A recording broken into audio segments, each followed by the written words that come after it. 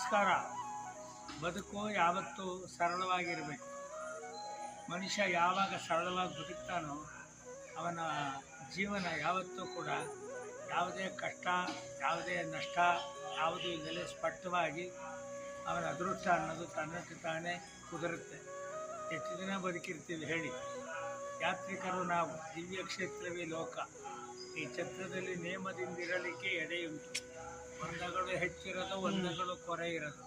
ತಿಂದನ ಮನ್ನದಾರುಣ ತೀರುತ್ತದೆ ಪಯಣ. ಹಿಂದಾಗದೊಂದು ಜನ ಮುಂದಕ್ಕಂಗೆ ಕಾದಿರೋದು. ಸಂದ ಲೆಕ್ಕವದೆಲ್ಲ ಮಂಕುತಿಮ್ಮ. ಬದುಕು ಉಸಿರು ಟೆಂಪರರಿ, ಇಮ್ಯಾಜಿನರಿ. ನಿಜ ಮಾಮ. ಬೇಸರ ಯಾಕಿರಿ?